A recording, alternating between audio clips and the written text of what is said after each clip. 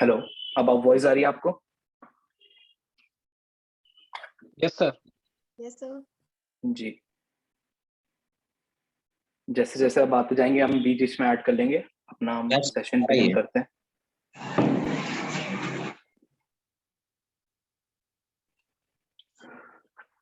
Good afternoon everyone. आज 73rd Republic day के दिन पे दोपहर में आपने समय निकाला, एक हॉलीडे है, और इस सब्जेक्ट के लिए निकाला जो कि बहुत ही निग्लेक्टेड सब्जेक्ट है हमारी फील्ड में स्पेशली, क्योंकि one of the most important aspect of prescribing तो हम मेंटल्स को मानते हैं, पर मेंटल सिम्टम को समझने के लिए या साइकोलॉजी की डीप नॉलेज लेने के लिए हम थोड़ा अभी भी कतराते हैं, because it requires to study vigorously over many books to understand a single concept of psychology। और ऐसा ही एक कॉन्सेप्ट है स्ट्रेस के ऊपर।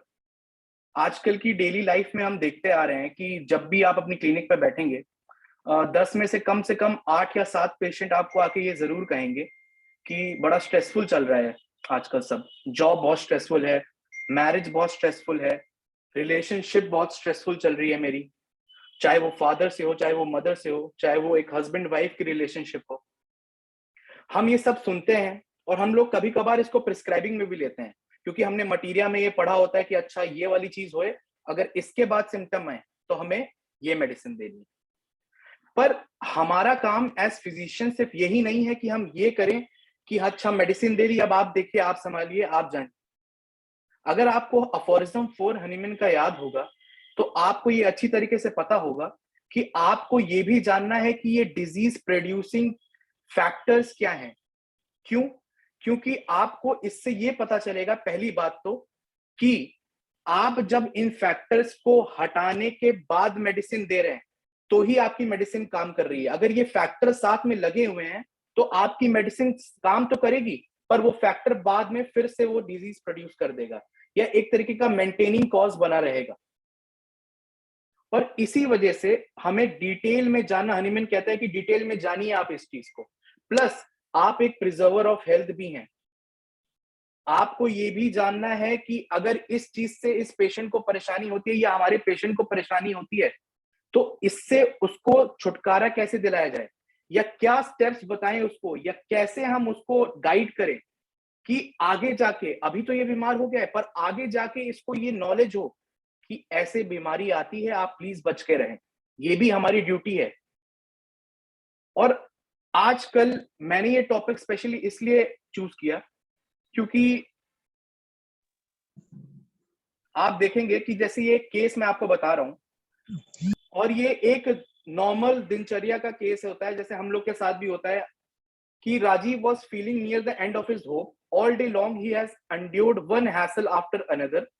At breakfast he spilled orange juice on the body, clean shirt, on the only clean shirt he had. उसके बाद वो office गया। ऑफिस में पता चला कि पहले से ही इतने सारे ईमेल और इतने सारे मैसेजेस पड़े हुए हैं काम से रिलेटेड। उसके बाद दोपहर में उसके बॉस ने बोला कि कल सुबह आपकी एक मीटिंग है, उसके लिए आपको प्रिपरेशन करनी है। जैसे ही वो अपने कंप्यूटर के पास गया तो उसको पता चला कि उसका कंप्यूटर तो डिस्ट्रॉय हो गया है, उसका मदरबोर्ड काम नहीं कर रहा है, क्रैश हो गया है, फाइल सारी मिसिंग है। तो अब उसको ये स्ट्रेस, प्लस इतने मैसेजेस का स्ट्रेस, प्लस सुबह जो उसके साथ हुआ, जो एक शर्ट थी उसकी जो ऑफिस में आने के लिए, उसी में उसका जूस गिर जाना। उसके बाद जब वो घर आया तो वो घर आके अपने मदर को कॉल करता है कि चलो अब कुछ नहीं, आज का दिन तो चला गया, घर वालों से पूछते हैं कैसे हाल चाल है। और जब वो घर आया तो उसको पता चलता है कि उसके फादर हॉस्पिटलाइज कर दिए गए हैं चेस्ट पेन के रिगार्डिंग। और धीमे से ही राजीव को ऐसा लगने लगता है कि वो डिसओरिएंटेड फील कर रहा है, उसकी हार्ट बीट तेज हो जाती है और सडनली उसको हेडेक चालू हो जाता है। ये एक सिचुएशन मैंने आपको इसलिए दिखाई है यहाँ पर कि ऐसा डेली लाइफ में आपके साथ, मेरे साथ, और ऐसा बहुत लोगों के साथ होता है कि हम बोलते हैं ना, अरे आज का दिन बहुत बुरा गया मेरा। पर इसमें एक चीज नोट करने के लायक है कि बहुत लोगों का दिन बुरा जाता है, पर बहुत लोग दिन के एंड में हेडेक से सफर नहीं करते हैं, या बहुत लोग दिन के एंड में डिसओरिएंटेड फील नहीं करते हैं। तो फिर एक क्वेश्चन यहां पर उठता है कि क्या है राजीव की सिचुएशन में जो उसको एंड में माइग्रेन से सफर करने पे वो कर दे रहा है, और क्या है हमारे अंदर जो वो नहीं कर रहा है, या कैसे ये चीजें डिफर करती हैं। और इसी को जानेंगे हम आज स्ट्रेस के बारे में जब हम पढ़ेंगे तो। और जो जो मैंने लाल में यहाँ पर मार्क करा है, वो is a form of stress only. और कैसे है ये स्ट्रेस, इसको हम आगे जानेंगे।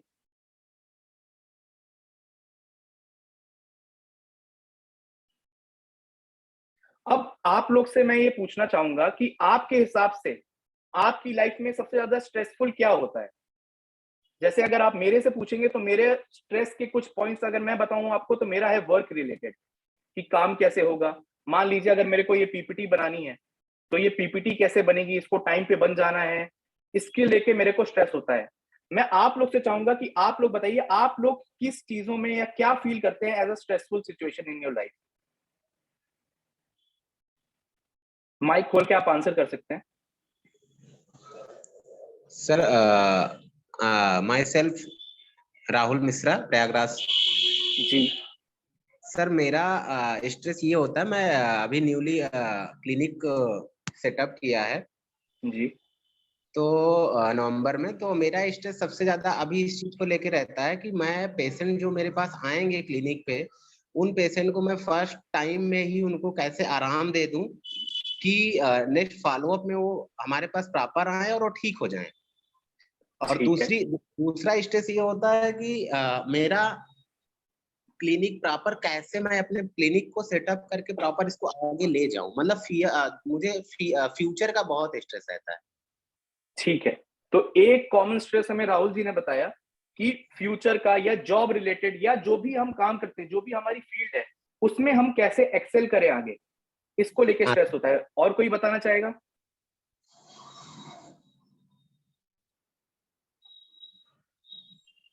कॉमन स्ट्रेसेस आपको जो लगते हैं आप वो बता सकते हैं इसमें, जो आप फील करते हैं डेली लाइफ में। वो कुछ भी हो सकता है, छोटी से छोटी चीज या बड़ी से बड़ी चीज।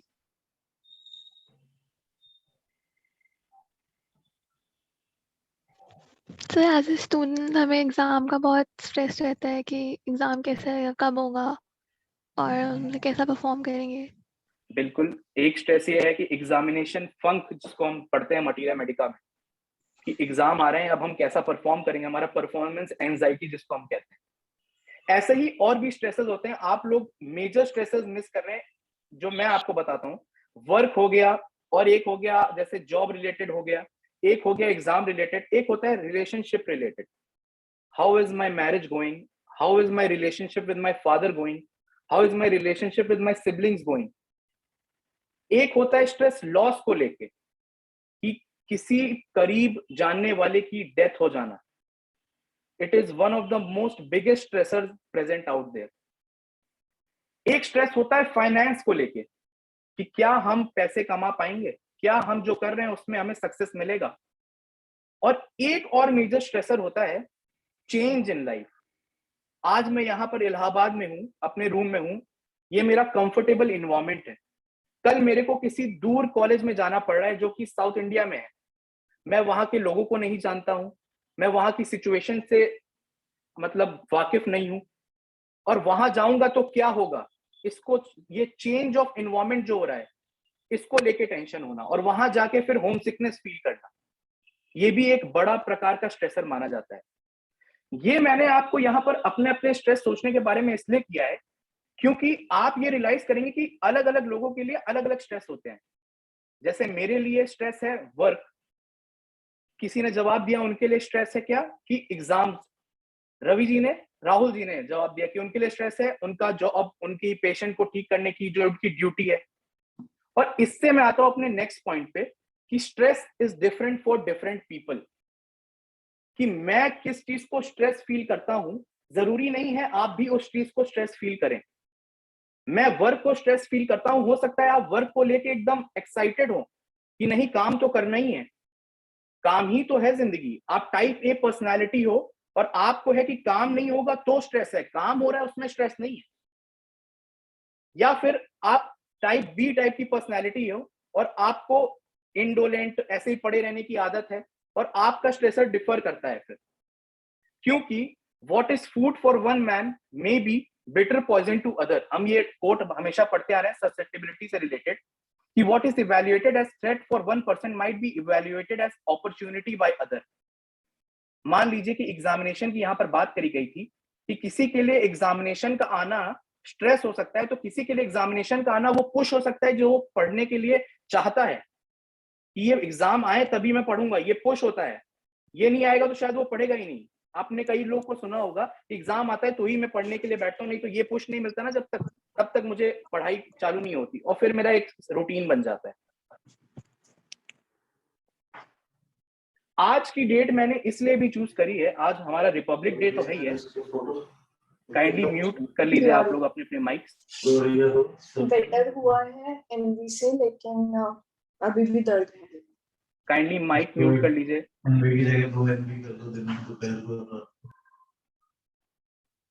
आज का डेट मैंने इसलिए भी चूज की है क्योंकि 26 जनवरी 1907 को वियना में एक पर्सन ने जन्म लिया था जिनका नाम है हांस सेलिये। हांस सेलिये को फादर ऑफ स्ट्रेस रिसर्च बोला जाता है। और अगर आप हांस सेलिये के बारे में पढ़ेंगे ना तो आपको स्ट्रेस के बारे में हर चीज पता चल जाएगी।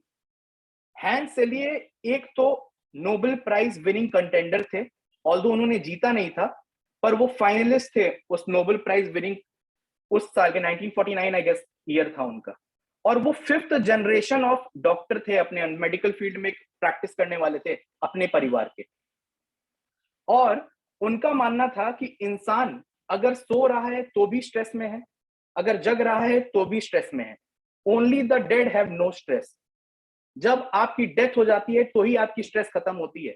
अगर आप जिंदा हैं और आप अपनी जिंदगी जी रहे हैं तो स्ट्रेस कभी खत्म नहीं हो सकता। और इसी को लेके उन्होंने आगे थ्योरीज बनाई। इसको पढ़ने का एक और इंपॉर्टेंट रीजन ये भी है कि आजकल आप देखते हैं कि हम एब्डोमिनल कंप्लेंट लेके कोई पेशेंट आता है कि मेरे को बहुत ज्यादा पेट दर्द हो रहा है, बच्चा लेके आया या कोई बड़ा लेके आया, या फिर कोल्ड एंड कफ लेके कोई आता है, हम सीधे एब्डोमिनल कंप्लेंट में जाते हैं क्या खाया था। हमारा दिमाग कभी नहीं जाता है कि एब्डोमिनल कंप्लेंट्स या कोलिक का एक मोस्ट कॉमन फैक्टर स्ट्रेस भी हो सकता है।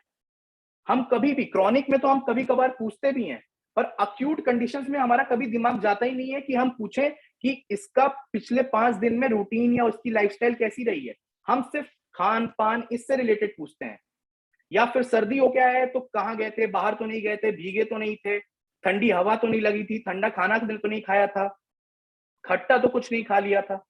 पर हम कभी नहीं देखते कि उसको कोई स्ट्रेसफुल इवेंट भी हो सकता है उसकी लाइफ में। और यही हांस सेलिये ने नोटिस किया था अपनी प्रैक्टिस के दौरान, और उनका दिमाग चला कि ये क्यों नहीं देखते हैं। और फिर इन्होंने स्ट्रेस के ऊपर रिसर्च चालू करी। इनका मानना था कि non specific response to any demand of the body is known as stress.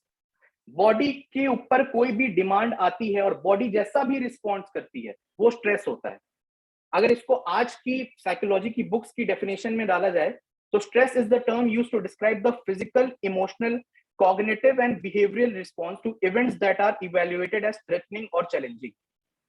कोई भी इवेंट हो जो आपसे फिजिकल, इमोशनल, बिहेवियरल या कॉग्निटिव डिमांड कर रहा हो, चेंजेस लाने की आस में बैठा हो कि ये इवेंट आया और अब आपको चेंज करना पड़ेगा इस इवेंट के हिसाब से अपने चीजों को, तो वो स्ट्रेसर माना जाता है।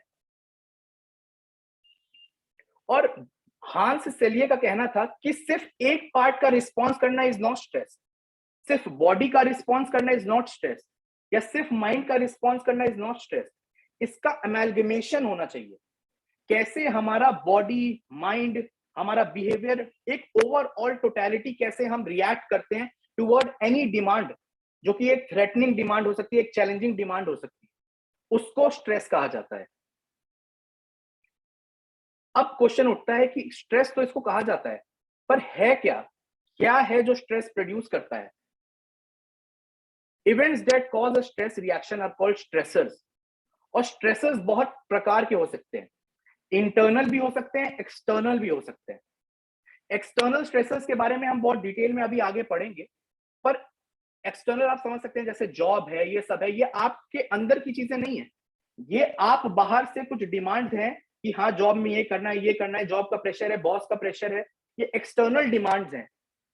इंटरनल प्रेशर या इंटरनल स्ट्रेसर हम उसको कहते हैं कि हमारे अंदर की जो सोच होती है, जैसे कि इंडिपेंडेंस वर्सेस इंटरडिपेंडेंस एक बहुत बड़ा स्ट्रेस फैक्टर होता है हमारे अंदर।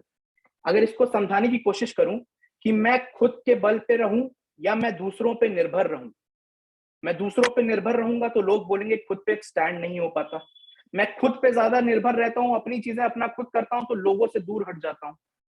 ये एक कांस्टेंट कॉन्फ्लिक्ट चलता है दिमाग में, इंटरनल कॉन्फ्लिक्ट। एक चलता है मॉरल वर्सेस जो हमारा बिहेवियर है। कुछ मॉरल्स होते हैं सोसाइटी के कि ऐसे रहना है, ऐसे करना है, पर हमारा इंपल्स भी एक आता है। आपका इंपल्स आया अग्रेसिव होने का, आपका इंपल्स आया किसी को छापड़ मारने का, पर आपकी सोसाइटी वो आपको अलाउ नहीं करती, या आपके सर्कमस्टेंसेस वो अलाउ नहीं करते, आपके मॉरल वैल्यूज वो अलाउ नहीं करती। पर वो एक इमोशन तो अंदर आया है ना, अब उसको कैसे आप बाहर निकालोगे अगर वो बाहर नहीं निकल पा रहा है तो? And that will cause a turmoil inside you. ये कुछ प्रकार के इंटरनल स्ट्रेस होते हैं जिससे हम रोजमर्रा की जिंदगी में चलते हैं और झेलते हैं।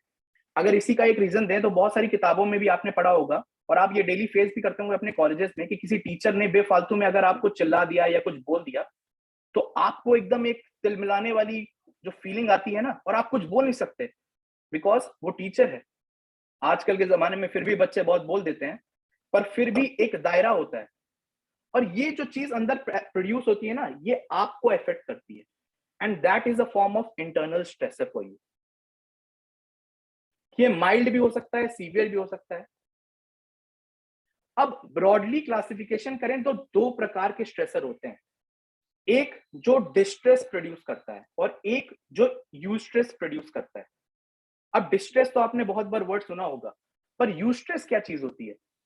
यूस्ट्रेस माना जाता है, हांस सेलिये का कहना था कि स्ट्रेस से सिर्फ ये मतलब नहीं होता कि जो बैड इवेंट्स ही लाइफ में हो रहे हैं वही आपको स्ट्रेस प्रोड्यूस करेंगे। पॉजिटिव इवेंट्स भी लाइफ में स्ट्रेस प्रोड्यूस करते हैं। जैसे आपकी शादी हुई एक पॉजिटिव इवेंट है, आपकी जॉब लगी एक पॉजिटिव इवेंट है, आप कोई नई चीज चालू करने वाले हैं जो कि आपको डिमांड करती है, चैलेंज है वो, पर है तो पॉजिटिव, आपने अपने मन से चालू किया, आपका वो फोकस है, आपका वो एम है, पर that is demanding your body and your behaviour to some changes, और इस वजह से स्ट्रेस प्रोड्यूस होती है बॉडी में।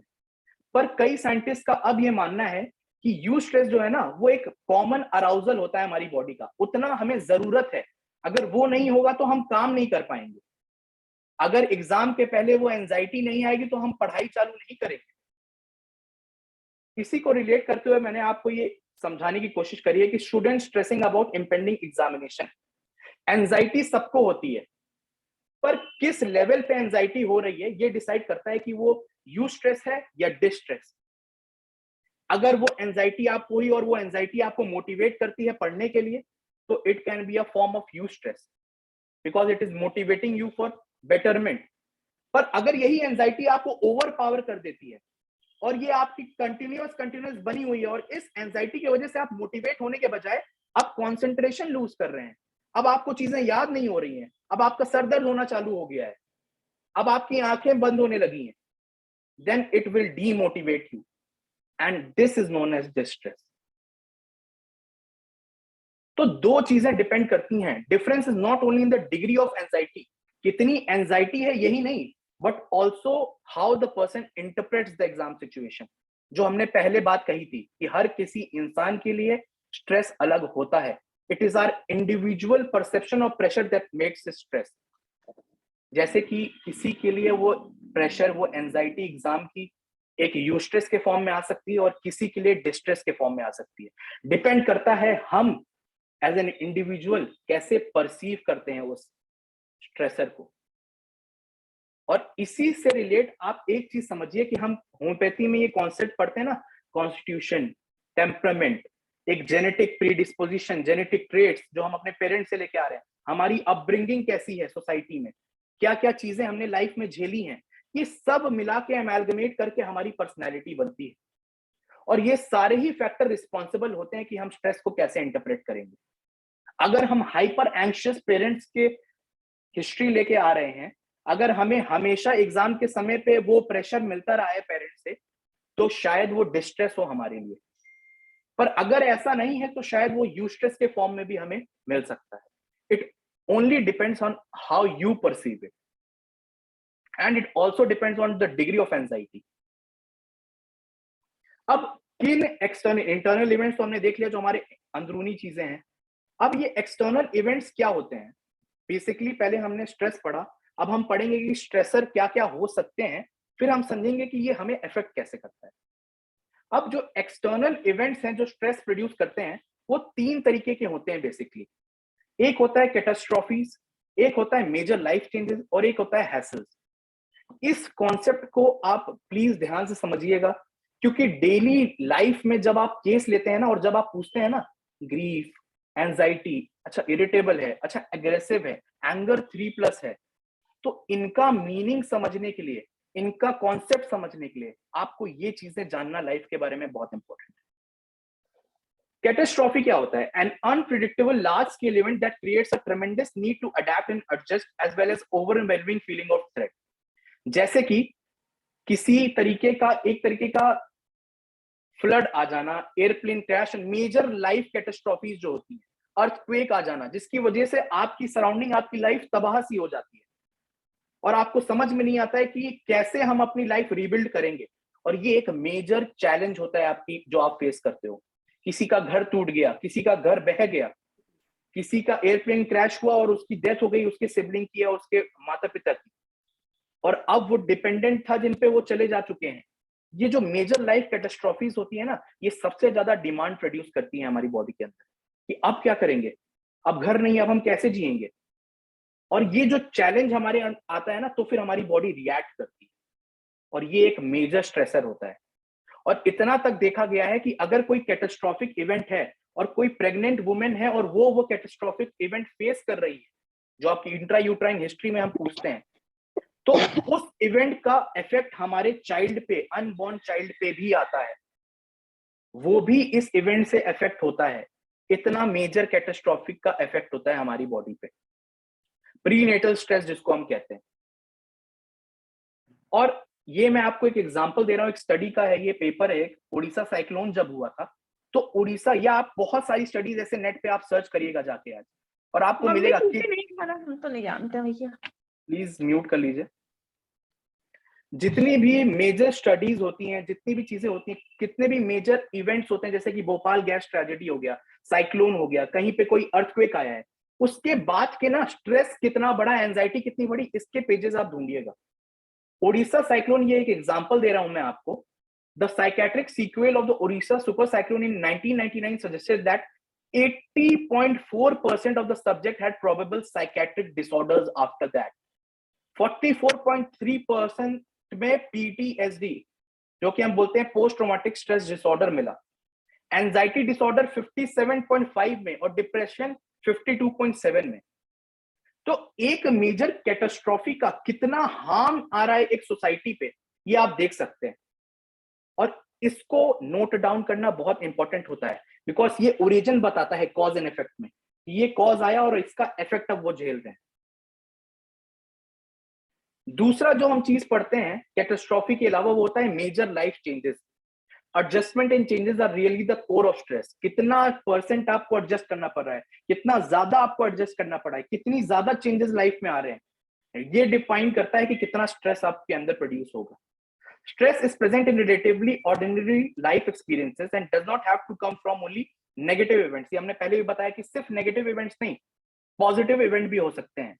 और इसको समझने के लिए थॉमस होम्स एंड रिचर्ड राहे ने एक स्केल बनाया था. उन्होंने 400 पीपल का एक यूनिट लिया, कंट्रोल यूनिट लिया, और उन्होंने अंदर उन्होंने बोला कि स्ट्रेस, अपने जो जो स्ट्रेसेस आप एक तरीके से फेस कर रहे हैं, इसको लिख के हमें बताइए, और उसको हम जज करेंगे, कितने मार्क्स आप देंगे इसको आप उसके हिसाब से.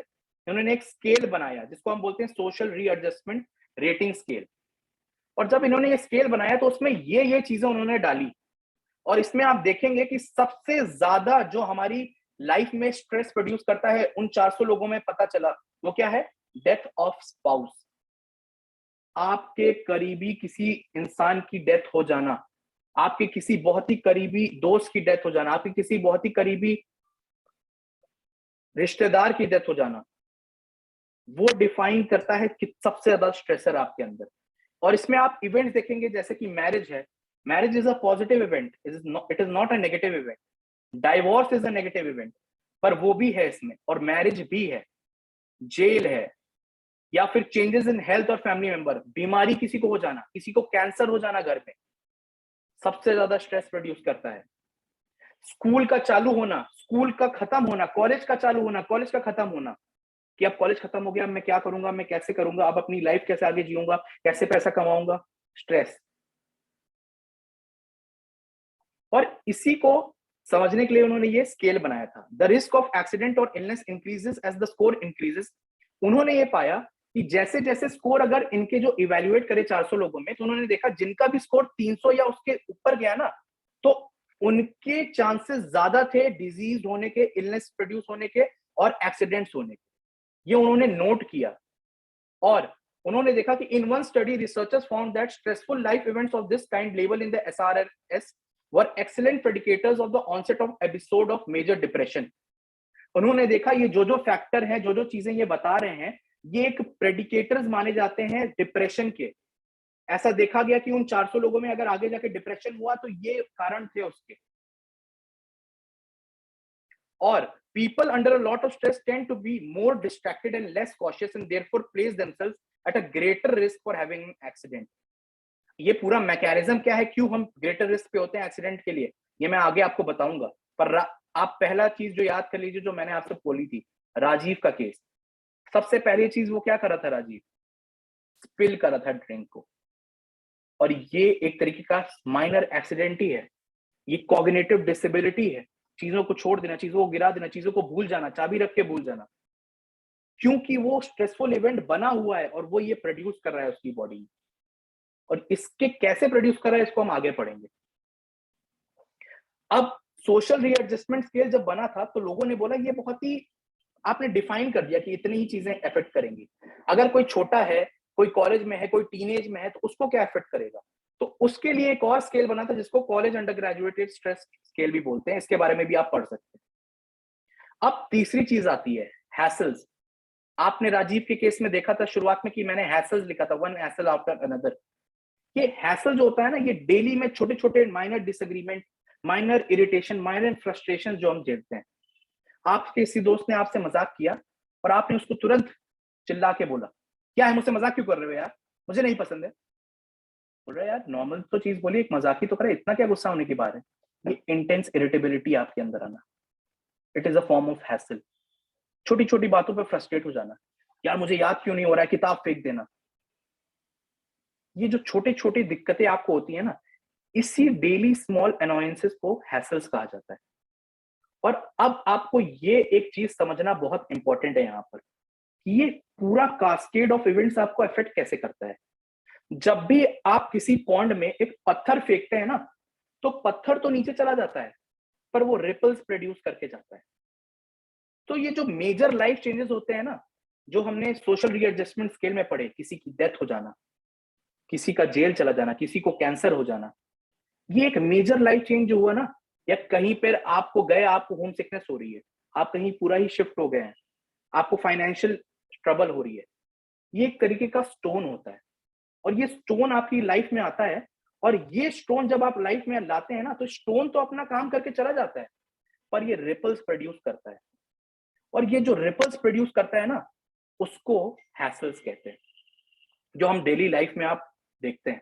आपके पास पेशेंट ये रिपल्स लेके ही आएगा, ये वेव्स, टाइनी वेव्स लेके ही आएगा। जब आप केस लेते हो ना, अच्छा बहुत इरिटेबल रहते हैं, अच्छा बहुत एग्रेसिव रहते हैं। जब भी ऐसा कुछ हैसल्स आप पाएं और एक ज्यादा मात्रा में पाएं, फाइंड दैट स्टोन, ढूंढने जाइए कि वो कॉज क्या है, वो मेजर लाइफ चेंज क्या है जिसकी वजह से ये ऊपरी जलजला आया है।